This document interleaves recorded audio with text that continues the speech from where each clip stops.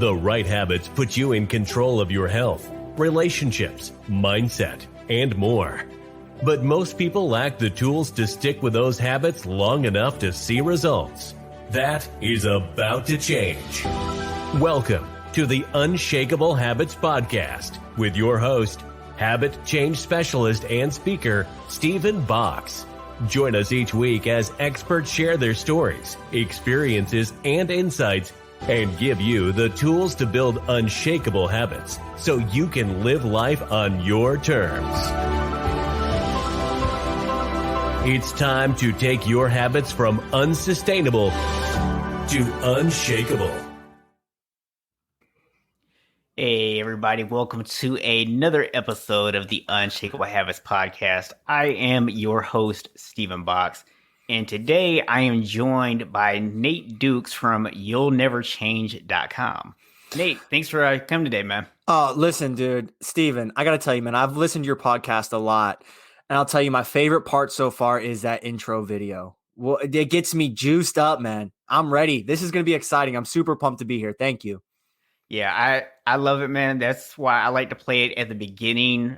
I know people don't necessarily know the behind the scenes stuff, but I actually play those during the interview. I don't put it in post-production because I like to hear it when it comes in because it gets me hyped up too. So yeah, it's super good, saying that. So you got this really interesting story. In your early 20s, you were a business owner, which is by most people's standards, a pretty successful thing because most people don't have their own business in their early 20s. Yeah. But you had a secret, and we're going to dive into that today. But before we do, I want to remind the audience about our Unshakable Habits framework, because this is what's going to allow the audience to take your story and apply it to whatever their circumstances are so that they can take the lessons that you learned and apply them to their life. So the first part of the framework is about having vision. Now, visions are different than goals. Goals are always something that's about an outcome. And the truth is, we don't always have control over outcomes.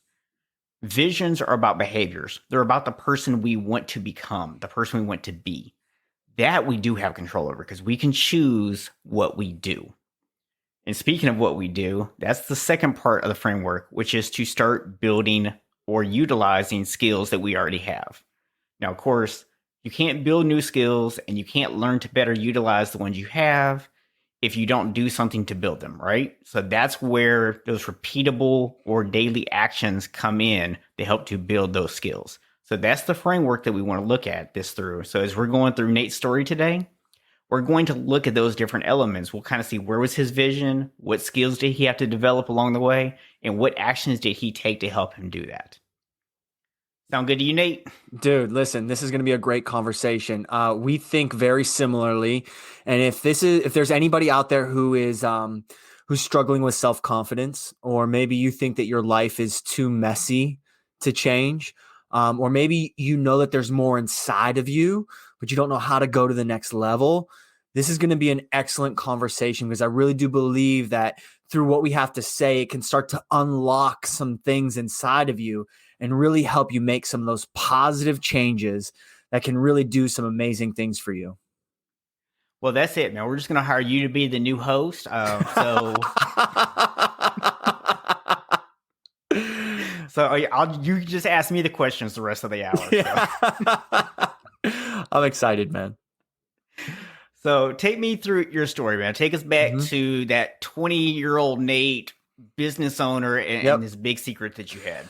Yeah, to understand 20-year-old Nate, we really have to look at who Nate was when he was growing up. And so we were the poor family. We didn't have a whole lot. My parents, they had some broken mindsets that were passed down to us. And I can't blame them for anything. They were really kids trying to raise kids, and they were just trying to figure it out. And I'll tell you, man, my life when I was a kid was full of chaos sometimes. Had some good moments, but I remember one Christmas, my mom coming up to us and saying, "Hey guys, I just want you to know, don't expect there to be a whole lot of presents underneath the Christmas tree this year." You know, as a kid, that's never anything that you want to hear. But there was this really great church that came along, and they bought my mom presents for all of us kids. And it was great. We had an an amazing experience, but we also knew that it didn't come from her. And so when I turned 18, I did what any kid knew how to do. I decided I wanted to escape the chaos of my childhood. And so I got into a massive amount of student loan debt and I went away to college. And when I got to college, I thought that this was going to be a chance for me to really change the direction of my life. But instead of really focusing on studying and becoming a better me, I found myself being drawn into the party scene.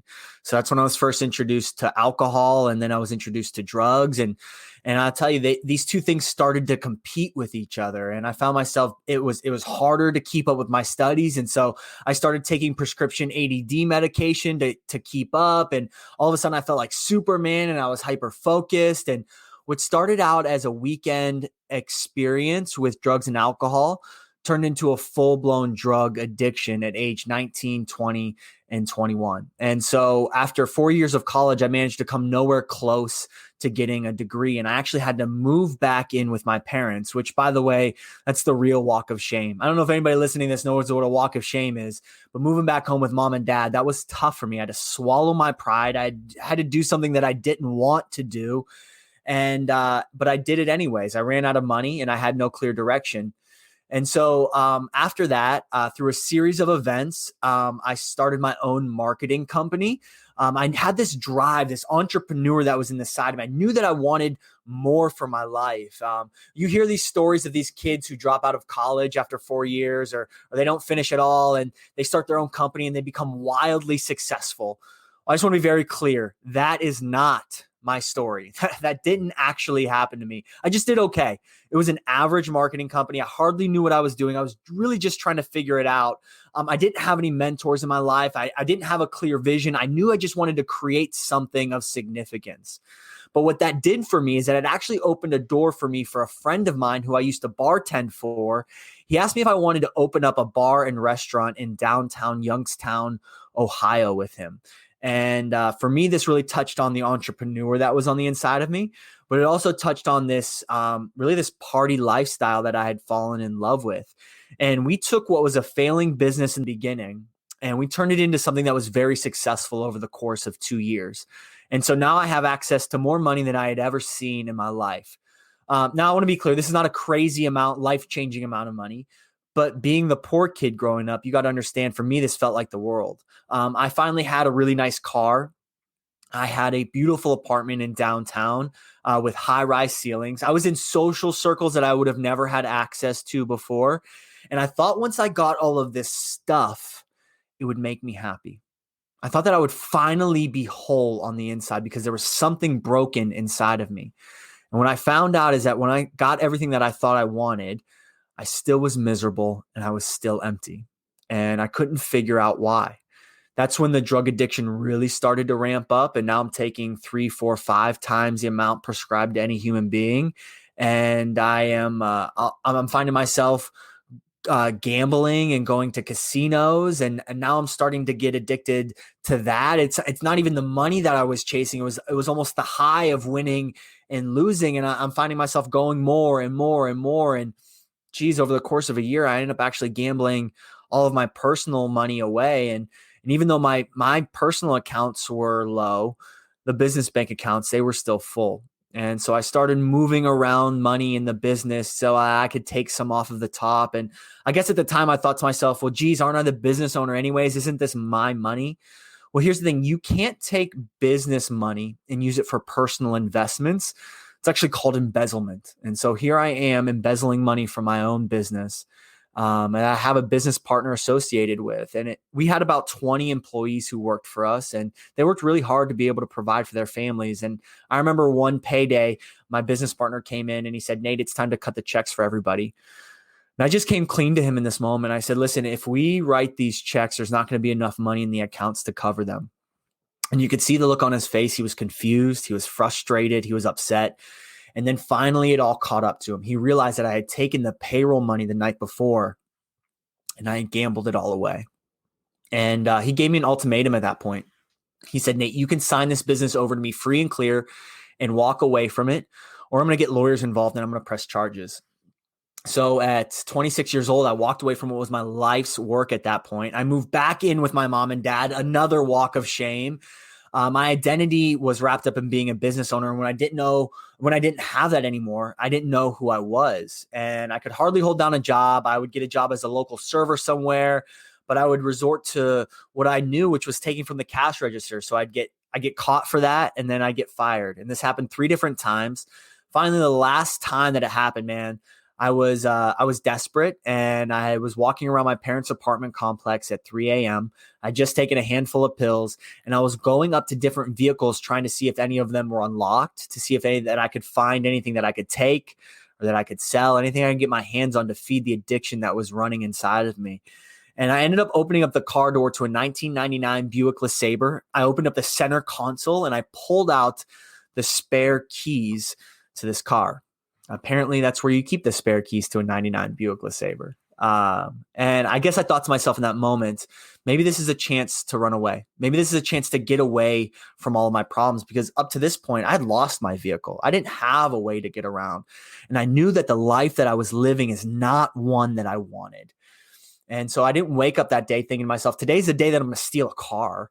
But when you find yourself in the wrong place with the wrong headspace, you never know what is possible. And so there I was, packing up 5 garbage bags of clothes, loading them up in the back of this stolen car, and I was going to head for Houston, Texas. I had a friend down there that said, Nate, if you find a way to get down here, I'll help you get on your feet. And so I made it halfway, right outside of a small town, right outside of Nashville, Tennessee. It was a small town called Ashland City. And I pulled into a gas station because I'd been up for 3 days at this point, and I just wanted to get some sleep. And I was woken up at 9 a.m. to 3 really loud bangs on the driver's side window. A stranger's hand was reaching into the car, pulling me out, putting me in handcuffs, and sitting me in the back of a cop car. And the weight of every decision that I had made sat on my chest like a ton of bricks. And this thought kept running through my head. It was the same thought that my business partner had told me. It was the same thought that people that I had taken advantage of told me. But I have found that the loudest voices are oftentimes the ones that are in our own head. And it was this thought that kept saying, you'll never change. This is who you are now. And so they took me to Cheatham County Jail, where I spent 6 months of my life. It was a pod style facility. So I shared that pod with 16 guys. There was 8 bunk beds. There were 3 tables. There was 2 restrooms. There was 1 TV, but there were 0 windows. The only chance that we got to get out was once a month. There was something called church service. Now, I was not interested in going to church, but I was interested in getting out of that pod. And so they took me down this long hallway. Off the left-hand side, there was a cinder block room where 16 folding chairs were set up. And we were some ugly dudes at this point. Our beards were grown out. Our hair was a mess. And we're wearing orange. It's never a good color on any man. And we walked into this room, and this really, really old guy walked in. And he started playing this really, really old guitar. And as he's tuning it up, he looks at us and says, fellas, the only difference between me and you is that I never got caught for what I did. And he starts to sing the song Amazing Grace. And then goes, amazing grace, how sweet the sound that saved a wretch like me. I once was lost, but now I'm found. I was blind, but now I see. And I looked around this room, man, and there was guys who had hurt people, who had taken advantage of people, with tears streaming down their face. And I just remember thinking to myself, man, if it is possible to change, I want to, because this is not the life that I want to live anymore. And so when I got out of jail after 6 months, they gave me 2 years of felony probation, because you're not allowed to steal cars and drive them across the country. They allowed me to transfer that probation back home to Ohio, where my parents lived. So once again, I'm moving back in with mom and dad. And I really got obsessed with this idea of how do you create substantial change? Because I had tried to make changes in the past, and they just didn't work. And so I got a hold of a John Maxwell book that said, if you want your life to change, you've got to be the one that changes first. And I really took that to heart. And I got obsessed with personal development. I wanted to become the best version of myself. I went on this year-long journey that said, how do I become the best me emotionally and mentally? How do I heal from some of the trauma that was done to me, but also the trauma that I caused in other people's lives? how do I become the best version of me physically? I really got a hold of my health.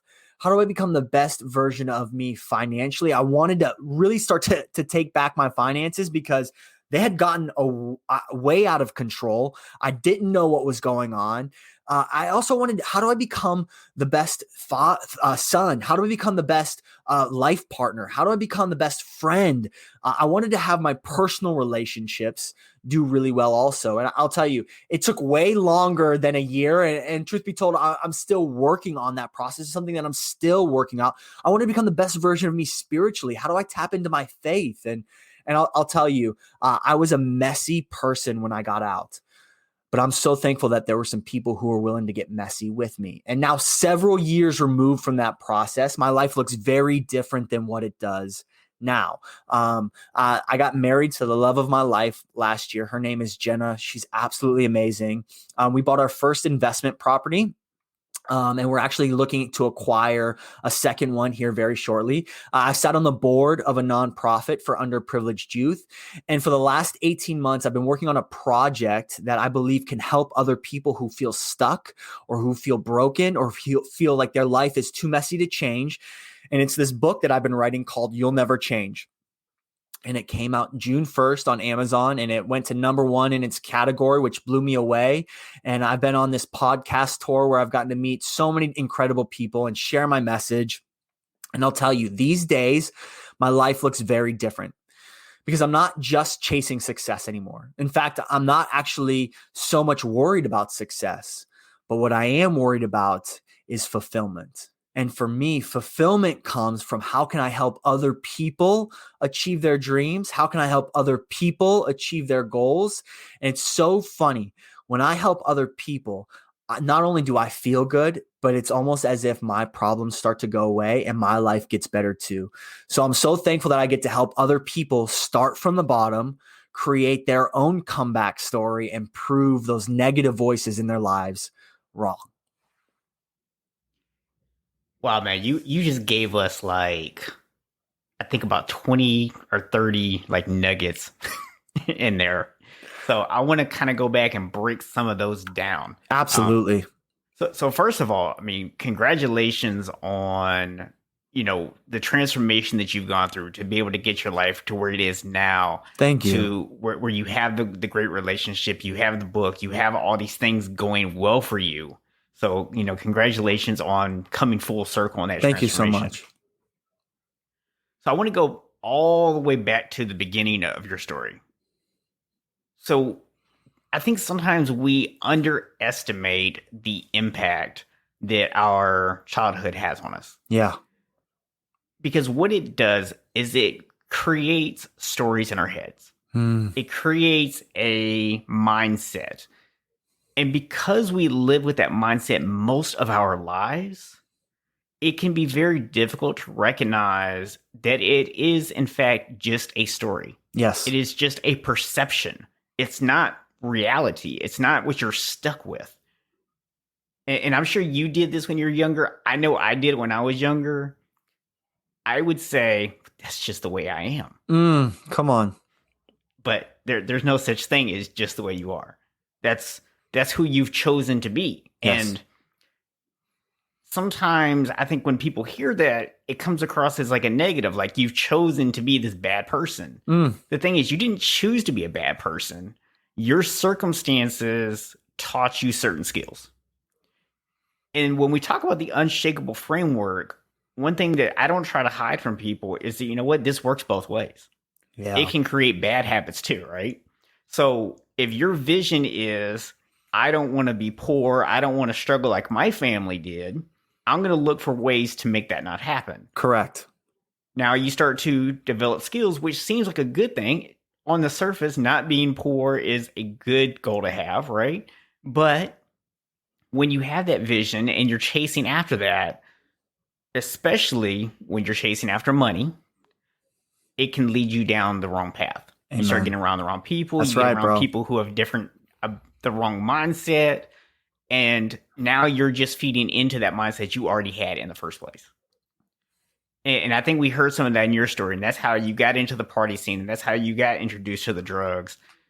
And then things start to get justified, right? Yep. Everything is justified in the means of getting what you wanted. Hey, I have this business. I'm trying to be successful. I'm trying to study. I'm trying to do all these things. But you know what? I don't want to give up my party lifestyle, but it's impacting work. How do I solve this? Oh, I know. I'll just take more drugs. Yeah. Yeah, exactly. I mean, looking back on it, you're like, that sounds silly. Like, Yeah. but in the moment, I'm sure it made perfect sense to you because Absolutely. the logic you're looking back on that with is totally different than the logic you were using when you made the decisions. Yeah. You know, even going to the story about the car, like you said, you didn't wake up that morning like, you know what, I think I'm going to steal a car today. Yeah. You actually woke up that day with a vision to change your life. Yeah. Even in the moment that you saw that car, there was probably like a part of you that was like, this is wrong. I shouldn't do this. Absolutely. But the desire to change your life, the desire, that opportunity to actually get out, that opportunity was greater in your mind Yeah. than the potential consequences. You didn't think that you were going to get caught. You thought, I'm going to make it to Houston and I'm going to live with my friend. I'm going to get on my feet. Not even for a minute. I didn't even question it. I thought it was a for sure thing. Yeah. And I think there's so much power for people to kind of to think in that.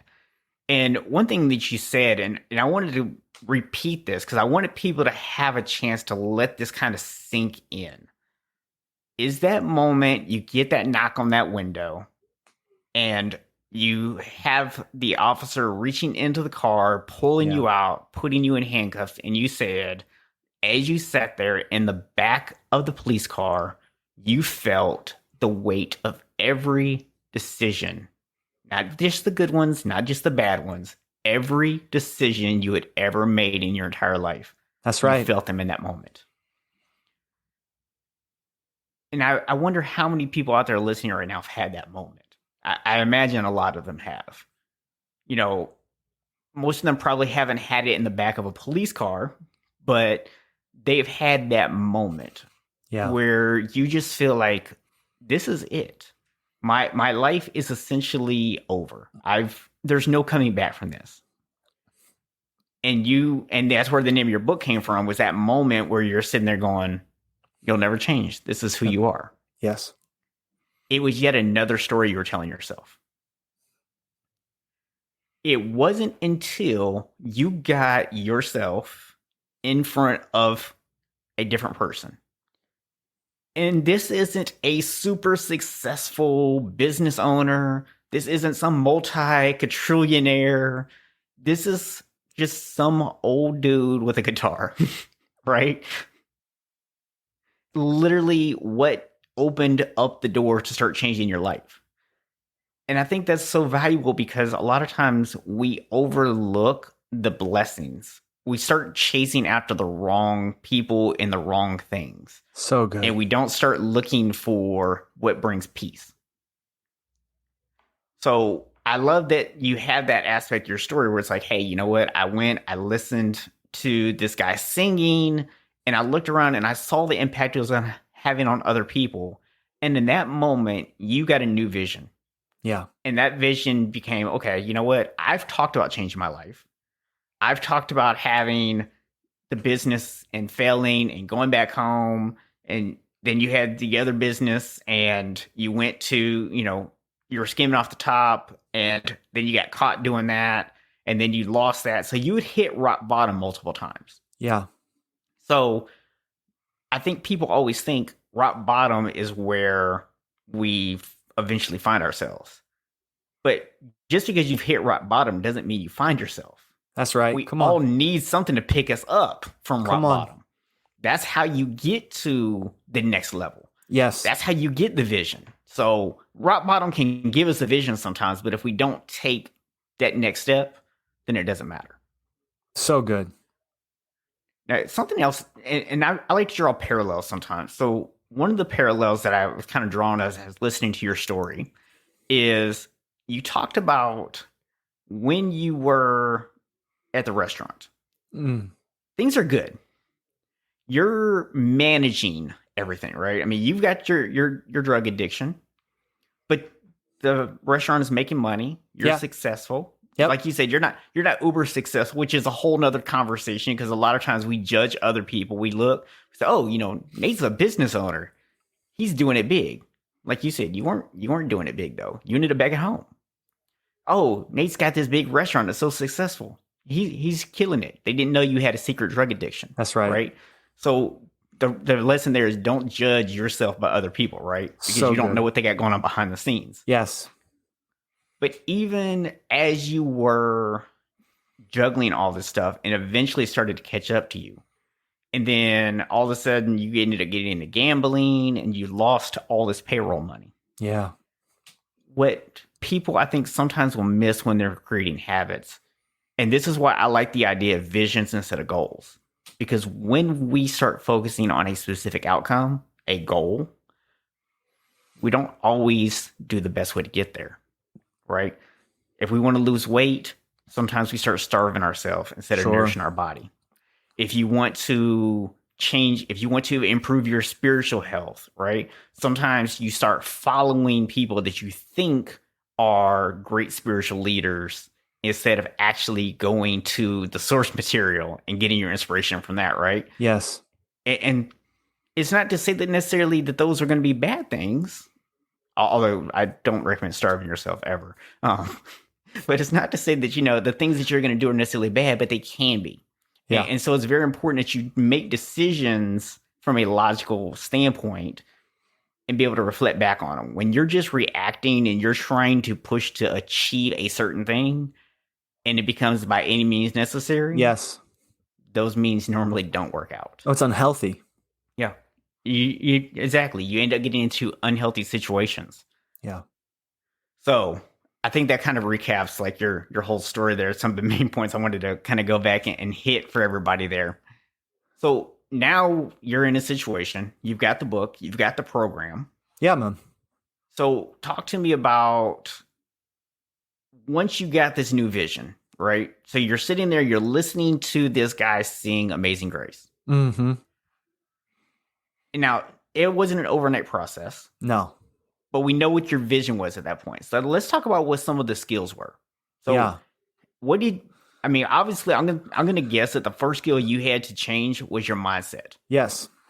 So Yeah. talk to me a little bit about that. So the very first thing that I had to do is I had to actually tap into this idea that it was possible for me to change, because I was stuck believing this lie that said you'll never change. And so as long as that's the story, right? The story that you're telling yourself, you'll continue to believe it. So if I wanted a new life, I had to start telling myself a new story.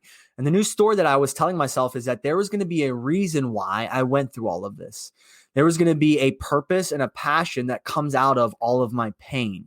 And so I started to really believe that I could change. And I started to really vision what could my life look like in 5 years and 10 years, because I knew what 5 and 10 years of my life of making the wrong decisions looked like.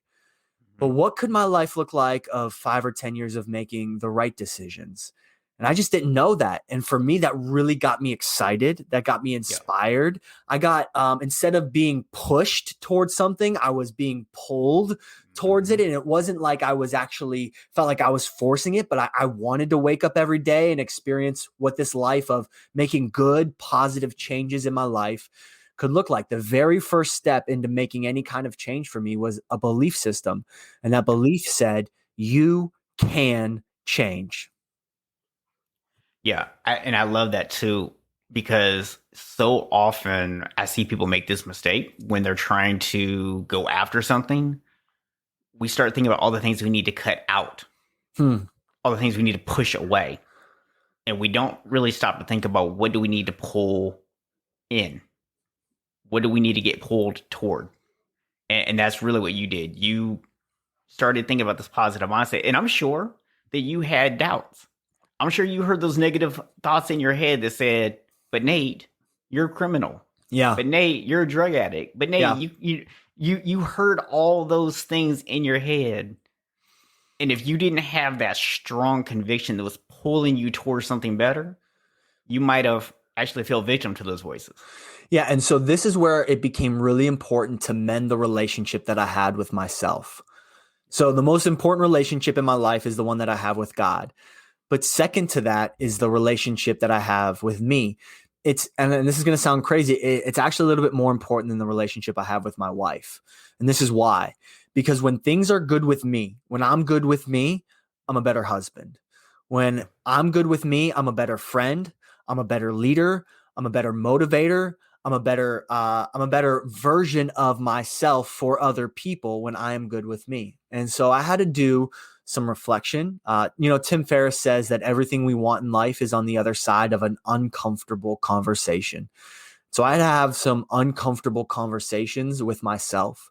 I had to look at a past version of me. I had to look at past Nate, and I had to look at all of the things that he had done wrong, all the people that he had hurt, the mistakes that he had made, the choices that he went left when he should have gone right. And I looked at him and I said, even though you are broken, and if you would have done things differently, we would have a different life. I looked at him and I said, I still love you and I forgive you. Yeah, And love that, man. I can't help but wonder what some of our lives would look like if we took it easy on ourselves for just a moment and just said, I forgive the past version of me. Because the truth is that there's nothing in the past for us. There's nothing. So I don't want to live there anymore. I want to choose to live in the now. But in order to do that, I have to forgive the old me. In fact, if I don't choose to forgive the old me, the new me doesn't even stand a chance to exist. And so I started to fall in love with myself again. And this took a long time. It's like repairing any other broken relationship. It took time, effort, and energy. And there was times that I didn't even believe it. And I was telling myself, I love you, Nate. And I didn't even know if I fully understood it. And I was telling myself, I forgive you. And I didn't really buy into it, but I kept saying it over and over and over again until I started to believe it. And I knew that I'm okay with who I was, because who I was is not who I am. And then I looked at present Nate, who I am now, and I said, listen, you've made some changes in your life that nobody can see yet. You're a different person. And even though nobody believes in you right now, I want you to know that I still believe in you. And I started to encourage myself and coach myself and build myself up, because sometimes the only voice to lift you up is going to be your own voice. And so I really started to encourage me. And then I looked at future Nate, and I looked at him, and I made a promise to him. I said, I am going to do whatever it takes to give you the life that you deserve. If I have to start from the bottom, I'll start from the bottom. If I have to get uncomfortable, if I have to get messy, if I have to build my life back brick by brick, I will do whatever it takes. And I'm not going to give up this time, because giving up never got me anywhere that I wanted to go. And I made a promise to my future self that I would give him the life that he deserved. And then through all of that, I really started to heal the relationship that I had with me. I began to build trust and credibility with myself. Let me put it like this. I don't know if somebody's ever come up to you and started to share maybe their dreams or their big ambitions with you. And while you're talking to them, you're just shaking your head like, yeah, that sounds great. But in the back of your head, you're going, that is never going to happen. That just ain't going to happen. I just don't see it. It's because that person has no credibility built up with you. It's because they have no trust. They haven't done anything trustworthy. And so once I started to create credibility and trust with myself, now all of a sudden I could start to create a vision. I could start to dream again, because I actually believed myself when I said things. And that was really the next step for me. And I love the unshakable framework, because it's very, very relatable to the framework that I followed in my own life. Yeah, to be honest with you, when I came up with the framework, and I use the word come up with very loosely, because it's not really that I came up with it as much as it is that it was something that I recognized in my own life. Yeah, well, I want to stop on that. This is not fresh revelation for anybody. We're not giving like brand new scientific breakthroughs. Right. But I will tell you that maybe we are reminding you of something that you already know that's deep down inside of you. This is just a reminder that there is more inside of you, that there's a different way of doing something. And we just want to bring that to the surface as a reminder of what you already know. You know, I had a mentor a couple of years ago when I first started doing more speaking stuff. And she said, Every presentation that she starts, she says the exact same thing. Today, some of you are going to be learning information for the very first time. Some of you are going to just be getting a confirmation of things that you already know. So good. That's so Yeah. good, man. Yeah. And it just, it flows into exactly what you were just saying, that it's like, yeah, we're not out here like dropping new information out. It might be new to somebody. Maybe they've Yeah. never heard this before, but we're not out here like, hey, yeah, look at us. We're so smart. We came up with this stuff, right? I'm not that smart, bro. I'm not smart Yeah. enough to come all this, but I am smart enough to recognize when I hear wisdom. Yeah. I am smart enough to say that's something that I don't know, but I need to attach myself to, because if they have something that I want, I have to be willing to do what they did. Absolutely. So you touched on a couple things there. So when we talk about the skills, so first was having to believe in yourself. Yeah. The second skill that you talked about was starting to build trust in yourself and then building credibility in yourself. Yeah. And those might kind of sound like the same things to people. They might want to put all those in their mindset, but they're different things, because believing in yourself is more mindset, right?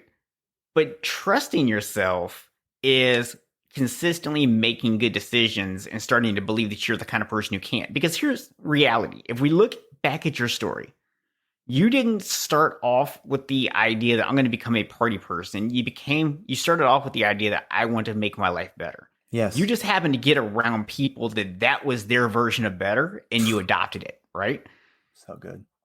Then you said, you know what? I have this entrepreneurial spirit. I want to be a business owner. Now, it took you a few tries to get some success going, but that was a matter of not knowing how to make the right decisions, not knowing how to get in the right place. Your vision, the behaviors that you had, they were on the right track. You just were on the wrong path. So all these characteristics about young Nate were good. He was just on the wrong path. He just had the wrong influences around him for those. But the characteristics were always there. So you had to then find a way to trust that. You had to say, you know what? Yeah. Like you said, past Nate, I still love you, man. Yeah, I know you made some mistakes, but I know at your core you're a good dude. Yes. Even when you stole that car, all you were trying to do is improve your life, right? You weren't thinking about stealing somebody's car. You were thinking about improving your life. So at the core, you just had to start to trust yourself again. And I'm curious in terms of some of the actions. Like, what did you do? Did you journal? Did you do daily affirmations? Yeah. Like, what were your actions that you used to build up the skills? Yeah. So for me, I really got obsessed with doing hard things because hard things in my mind, when I see them and I hear them, my mind screams, don't do that. And when I fight through that and I do the hard stuff, I actually get the results that I want. And so when I started to get positive results, I would look back and go, oh man, I'm so proud of you. You actually did the right thing. And so I would start to do hard stuff. In the beginning, it started off small. Like while I was taking a shower, I would put on the cold water for the last minute of the shower, just because I was training my brain to do something difficult that I didn't want to do. At one point, and dude, I got super deep into this. I got really obsessed. At one point, I started eating food with my opposite hand just so that I could try and train my brain to do something new. I was listening to different podcasts. I was listening to different YouTube videos, which, by the way, if you're watching this on YouTube, kudos to you. There is a wealth of knowledge on YouTube. I know it can become a dark black hole and you can find yourself up late at night watching some crazy stuff. But if you start looking for the right things, you can teach yourself almost anything. And so YouTube was a wonderful tool for me. The ability to have self-taught and find self-knowledge, it's out there. We just have to be willing to seek it. And so I started to do really, really hard things, and journaling was a part of it. Yes, affirmations were a part of it. Cultivating gratitude was a huge part of it. And before you write this off as just like, here we go, here's another gratitude list guy, just hear me out. Gratitude reminds us that what we have is enough, but more importantly, that we are enough. And so I really got into a daily habit of finding things that I was grateful for. And for me, gratitude doesn't have to be anything crazy. It doesn't have to be anything over the top. Just the fact that I'm alive, that I have a heart that beats, that I have air in my lungs, it means that I have a purpose left in this life. And if I wanted to try hard enough, and if I was honest with myself, there's always something to be thankful for. And you know what's interesting about gratitude is that it's hard to be mad and grateful at the same time. It's hard to be resentful and grateful at the same time. And so I just choose to be grateful even when it's hard. Yeah. One thing that I will say for anyone who's ever tried doing gratitude journaling and didn't feel that it had an impact for them, you probably gave up too early. Yes. Because here's the reality. It's uncomfortable, right? When you start, I think everyone starts the same way. I'm glad that I had food this morning, right? Yeah.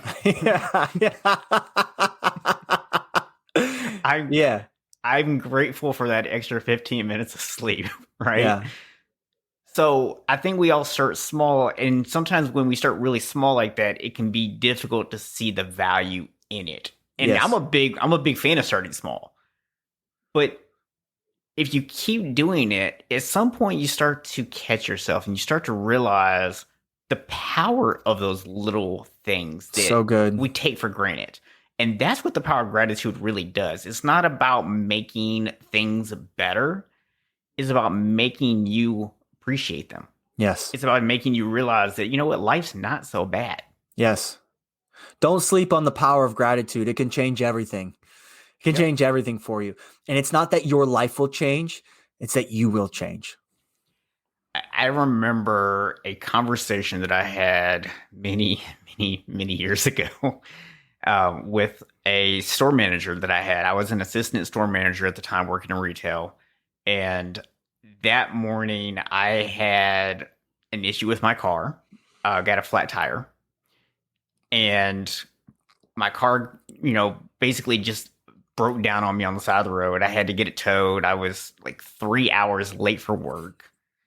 And at the time, I couldn't afford to miss 3 hours of work. So I'm stressed out. I come to work. My whole day is just gone. My day is shot. I've missed 3 hours of work. And I remember my manager, his name was Bruce. He looked at me and he said, "Steven, let me ask you this. Did you wake up today?" I said, "Yeah." He said, Did you take a breath? Did you put breath into your lungs?" I said, "Yeah." He said, "Did you have food on your table this morning?" I said, "Yeah." Why? What's your point? He said, "Are you really going to let one bad thing dictate the rest of your day?" Because you got a choice. You can spend the rest of your shift upset and pouting about your flat tire and thinking about how stressed you are and how you don't have the money to pay for it or whatever. Or you can change your mindset and you can go out there and you can sell enough today to pay for that new tire. So good. And it blew me away. And I just remember for the rest of that day, man, like, I feel kind of bad for those customers, to be honest with you. Yeah. I was hustling people that day, man. I was like, man, you need this and this. But yeah, it was just such a reminder. And it wasn't just the reminder that I have these things.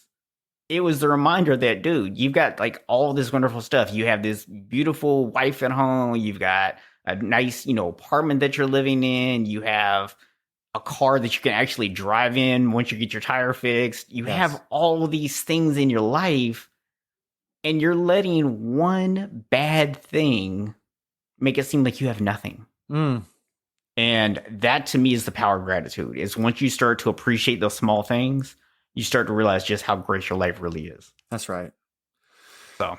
Yeah. And so once I really started to build trust, credibility, and I understood the power of gratitude, now we have to talk about creating a vision for our future.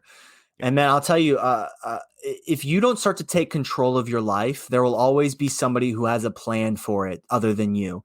And if you want to fly on an airplane right now, you can go to the airport and they will sell you a ticket. But, is it anywhere that you actually want to go?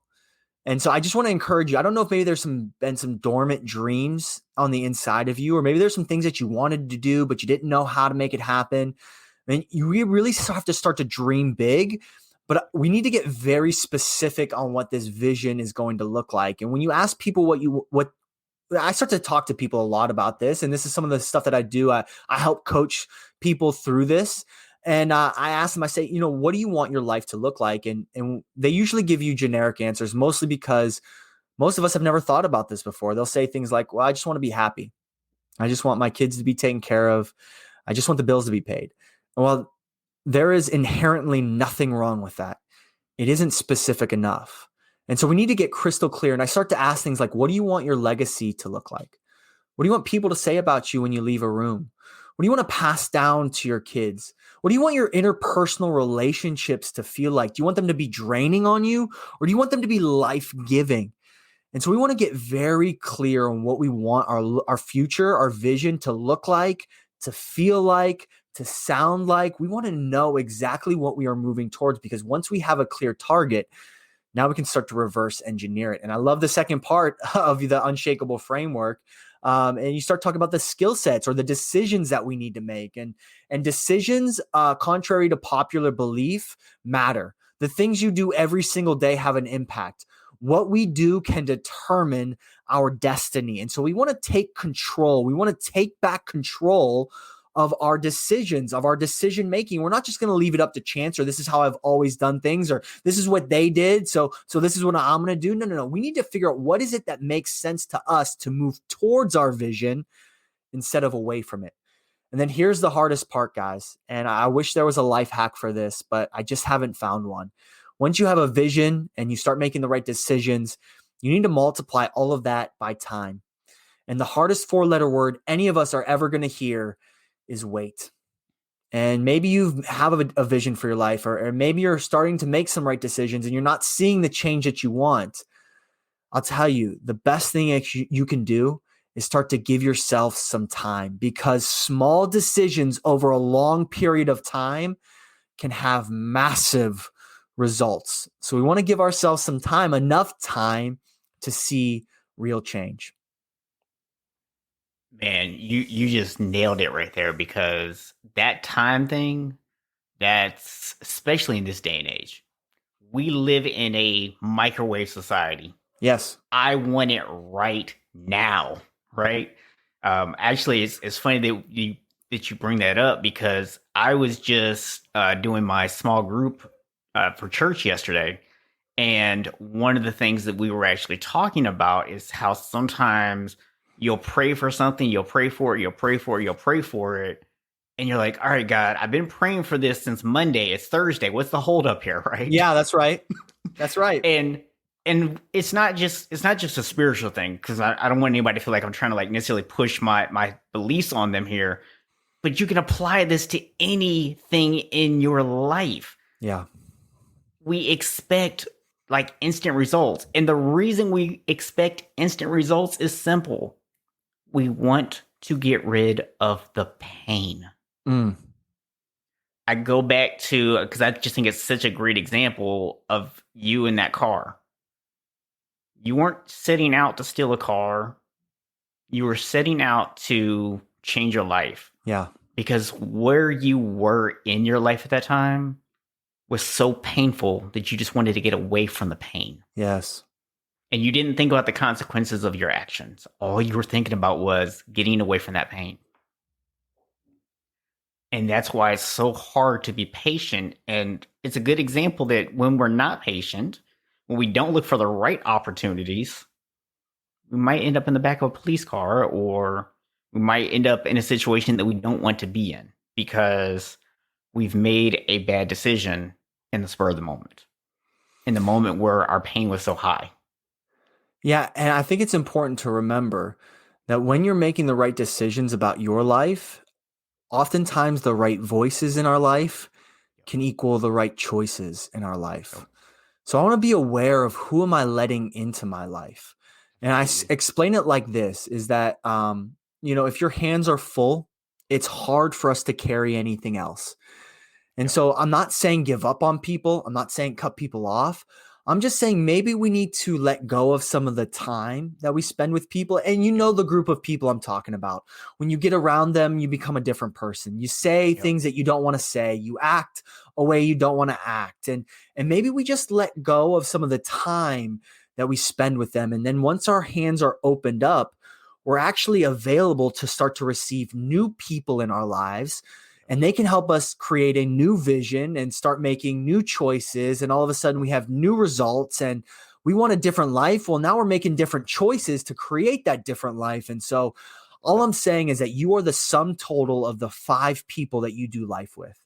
And so if I understand this principle to be true, that I'm the average of the 5 people that I spend the most time with, I need to take some personal responsibility and say, what were the 5 last text messages that I sent out? Or were they life-giving or were they life-draining? If science will tell us that we'll make the average amount of money of the 5 people that we do life with. So, man, I want to be very clear of do I like the way and the direction of other people in my life? Because if I don't, am I willing to maybe limit some of that time around them? And so I just want to encourage you. Some of you, you're asking yourself this question: am I supposed to give up or walk away? And maybe this is actually the permission that you need to walk away from that toxic relationship or that toxic friendship that has actually been pulling you away from the destiny, the dream, and the purpose that's been placed on the inside of you. Yeah. And I would even maybe go one extra step here and say, you're not walking away from the toxic relationship. You're walking toward your better relationship. So good. Such a better way to frame that. Absolutely. Because sometimes we feel like we're letting go of something. It's like, oh no, I'm losing. No. You're gaining so much. And that's really where the power is. And I love your concept here. And I'm going to ask you to tell everyone about this here in a second with the You'll Never Change book and the program that you're working on. Because the idea that you hit on here is, you're the sum of these 5 people. Well, here's the thing. You're in someone's 5. Yes. What are you bringing to the table? Come on. That's making them better. Come on. Because when you talk about vision, guess what the greatest vision that you can have is? It's never about money or time or vacations or material things. It's always, and I've seen this over and over from every interview I've done, the best visions always have to do with the impact you have on other people. Yes, you're going to benefit from it, but it's really, at the end of the day, it's about the benefit to other people. Yes. That servant mentality, right? Well, that's where true fulfillment comes from. Yep. Success says, what can I get from me? And I also will sometimes correlate success and happiness. If I have things, then I'm happy. If I don't have things, then I'm sad. Well, that's such a terrible way of looking at things, because life is up, but it's also down sometimes too. So what I'm actually searching for is fulfillment. It's that sense of peace or purpose, that I'm actually moving in the direction that I was designed to move in. And that doesn't come from what can I get. That comes from who can I help get what they want? How can I give? How can I contribute to something that is so much bigger than me? Love it, man. Love it. So real quick, tell us about the book and the project you got going on with the You'll Never Change. Yeah. So for the last several months, I've been going to different recovery and rehab facilities, and I've been giving this book away for free. Not because I have the financial means to do that, but because I've been partnering with different people who want to pay it forward. And so you should see these guys and girls when I hand them a book. They're actually so surprised, because I say, this isn't from me, but this is from somebody that's never met you before, but they believe in you and they believe in your comeback story. And so if you'd like to participate and partner with me and buy a book for someone that you've never met before, you can go to you'llneverchange.com/payitforward and buy a book, buy 5 books, buy 10 books for somebody that you've never met, and be a part of their comeback story.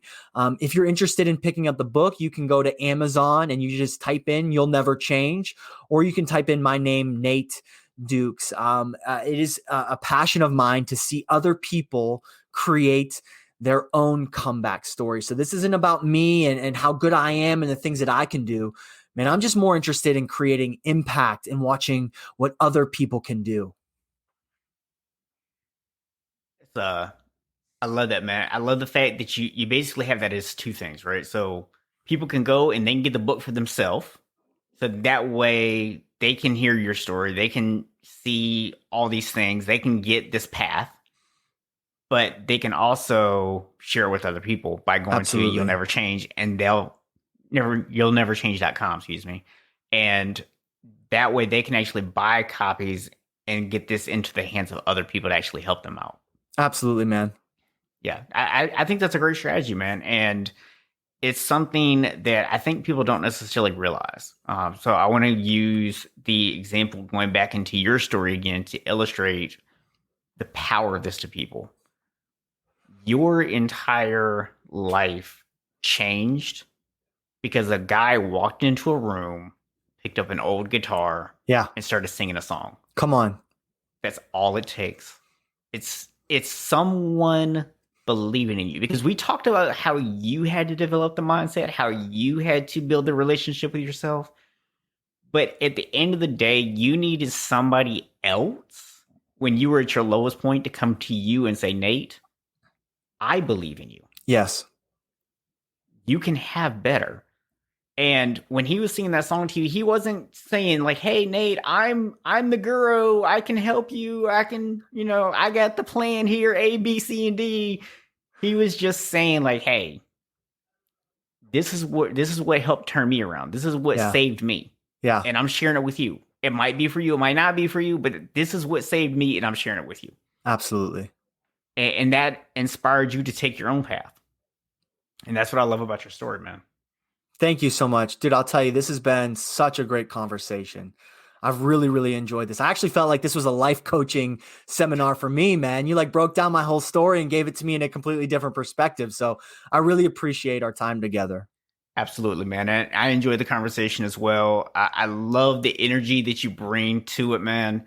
And it's so many times that I see people when they're at that low point in their life and they do feel that way. They feel like, this is who I am. I'm stuck here forever. Yeah. And I just appreciate your willingness to kind of get down in the weeds there and show people like, this is where I was. This is how bad it was for me. Yeah.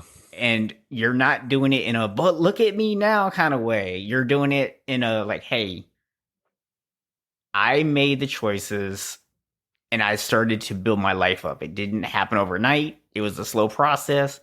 But eventually I got to a point where I'm happy and I'm able to help other people. And I think that gives people hope, man. Absolutely. I appreciate that, man. Thank you so much. I definitely, man. And again, thank you for coming on the show today, man. Really appreciate your willingness to be open with us and share your story and share this expertise that you've gained over the years. So outside of ordering the books or for other people or for themselves, if someone would like to get in contact with you, what's the best way to do that? Yeah, you can find me on socials at Who Is Nate Dukes. That's Instagram, Facebook, Twitter. Awesome. So I just want to remind everyone that we do release new episodes every Tuesday. So make sure that whether you're here on YouTube at unshakablehabits.com/YouTube, you can go ahead and hit that subscribe button or hit the subscribe button on your favorite podcast app. Until next week, go out and be unshakable. Thanks for listening to the Unshakable Habits Podcast.